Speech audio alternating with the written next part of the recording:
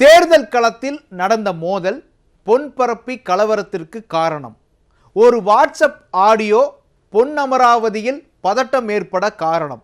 இந்த இரண்டு சம்பவங்களை அடுத்து ராமநாதபுரத்தில் தற்போது மோதல் வெடித்திருக்கிறது. களத்தில் நடப்பது என்ன?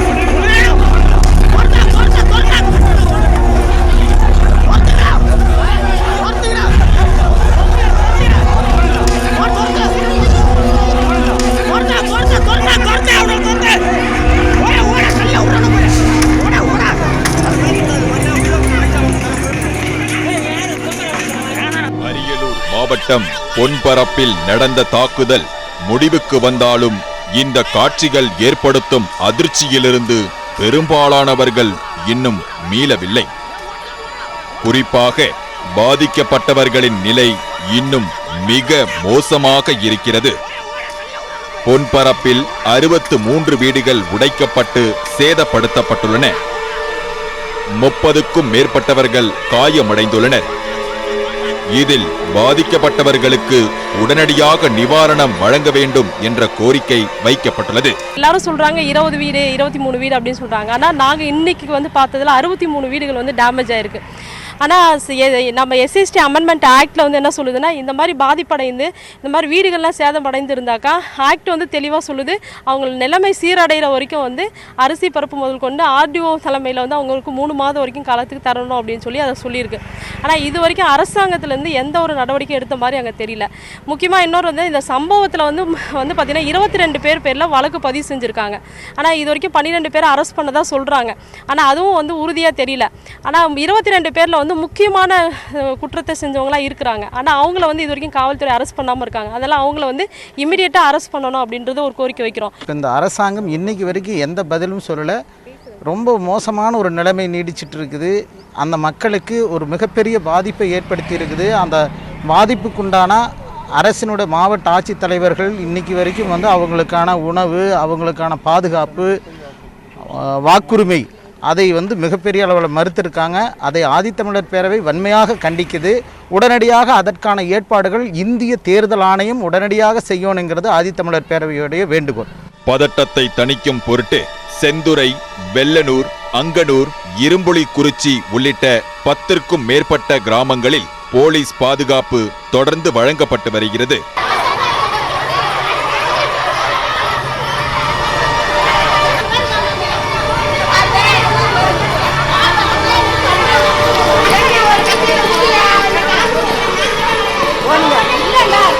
பொன்பரப்பி மோதலுக்கு காரணமான உண்மை குற்றவாளிகளை கைது செய்ய வேண்டும் என்றும், வன்முறையை தூண்டியவர்களை விட்டுவிட்டு ஒருதலைபட்சமாக வழக்கு பதிவு செய்யப்பட்டுள்ளதாகவும் மற்றொரு தரப்பினர் சாலை மறியல் போராட்டத்தில் ஈடுபட்டனர்.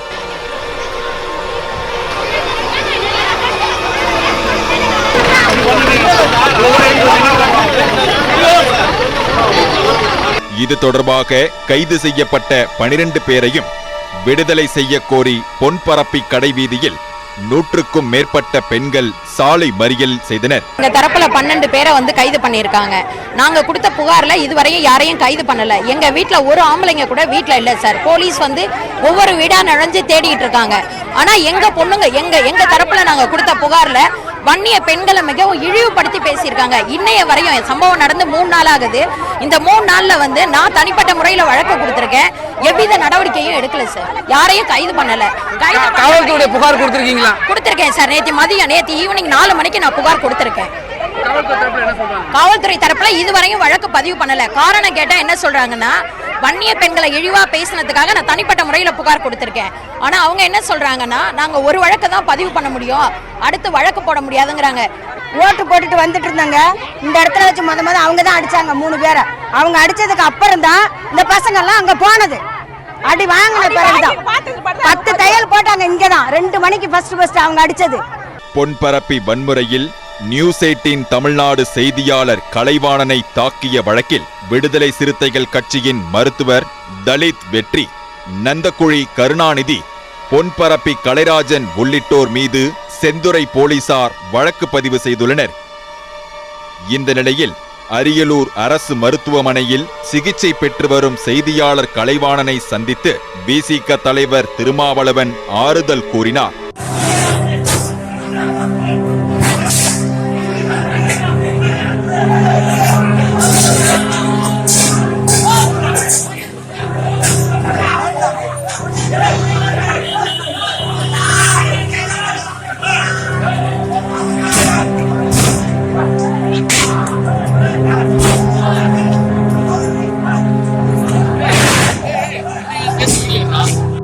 தங்களது சமூகம் மற்றும் பெண்களை குறித்து இழிவாக பேசி வாட்ஸ்அப்பில் ஆடியோ வெளியிட்டதை அடுத்து புதுக்கோட்டை பொன்னமராவதியில் போராட்டம் வெடித்தது.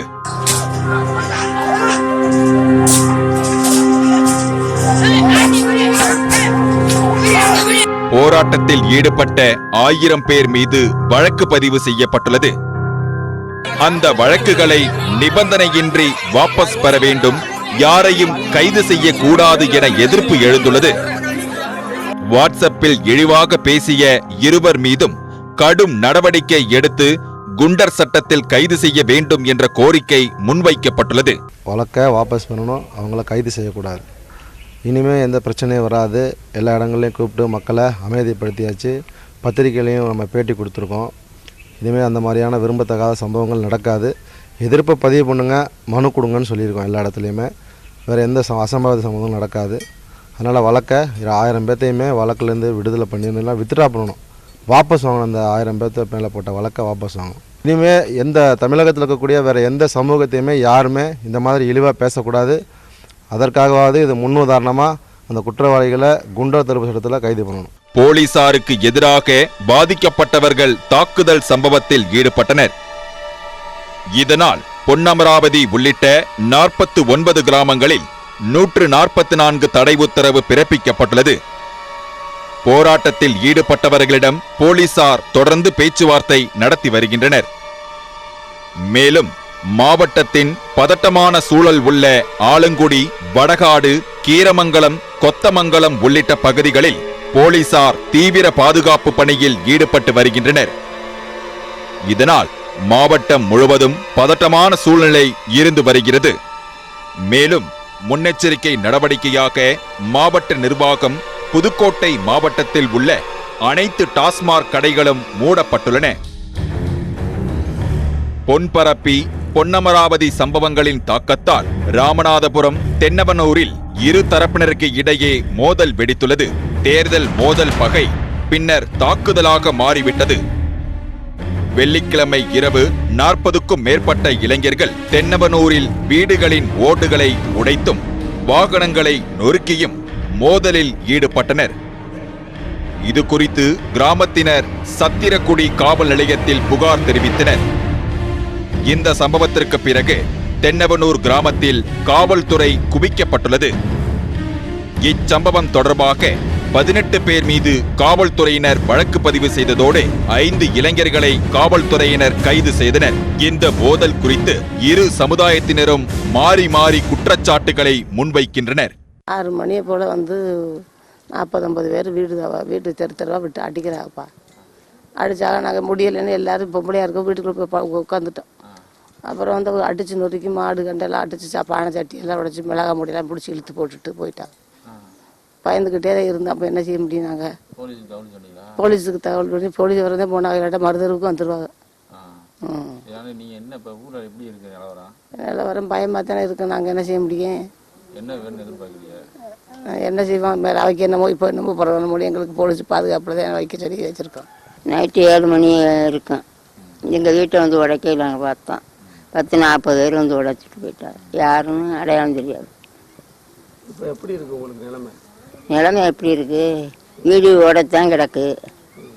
எங்களுக்கு பாதுகாப்பு வேணும்ல. நாங்கள் தனியாக பொம்பளைலாம் இருக்கோம், ஆம்பளை அவ்வளோ கிடையாது. எங்கள் ஊரில் எல்லாரும் வெளிநாட்டில் இருக்காங்க. சார் கொடி வந்துலாம் பண்ணியிருந்தாங்க சார். பண்ணும்போது பசங்க சேர்ந்து வந்து பசங்க பெயிண்ட் எல்லாம் அழிச்சிட்டாங்க சார். அழிச்சதுக்கு நைட்டு போய் நாங்கள் கேட்டதில் வந்தோங்க சார். சும்மா பேச்சுவார்த்தை தான் சார் பண்ணிட்டு இருந்தோம். அப்போ தள்ளுமுடி சண்டை வந்துருக்கு சார். அந்த பையன் வந்து நான் அடிக்க நாங்கள் கொஞ்சம் தள்ளுமுடி சண்டை வந்துச்சு. அவ்வளோ சார் சத்தக்குள்ளே போய் ஸ்டேஷனில் போய் கம்ப்ளைண்ட் பண்ணாங்க சார். பேப்பரில் மனு எழுதி கொடுத்தது சார் சொன்னாங்க வேண்டாம் நீ போய்க்கோ பேசிக்கிறோன்னு சொன்னாங்க சார். போயிட்டு நான் வரல. நைட்டு வரையில் என்னை பைக்கில் வந்து வாலிபர் சேர்ந்து 4-5 பசங்க வாலிபர்கள் சேர்ந்து என்னை அடிச்சிட்டாங்க சார். அடிச்சு வந்து நான் ராமநாதபுரம் சிகிச்சை வந்து அட்மிட் ஆயிருந்தேன் சார். அட்மிட் போக ஸ்டேஷன்லேருந்து பெரிய ஆளுகள்லேருந்து பஞ்சாப் வச்சு பேசிக்கிறோம் அப்படின்னு சொன்னாங்க சார். பஞ்சாப் வந்து பேசி முடிவடையும் போது போலூர் பசங்க 40 பசங்க, தென்னூர் பசங்க ஒரு 10-20 பசங்க சேர்ந்து என்னை அடித்து பயங்கரமாக இது பண்ணிட்டாங்க சார். காயமாகிட்டாங்க சார். நெஞ்சு பேக் சைடு எல்லாமே அடித்து என்னை மிதித்து கம்பு வச்சு அடிச்சிட்டாங்க சார். என்னுடைய கருத்தில் வந்து 2 செயின் இல்லைங்க சார். பொன்பரப்பியில் சின்ன அளவிலான மோதல் பெரும் கலவரத்திற்கு வழிவகையாக அமைந்துவிட்டது.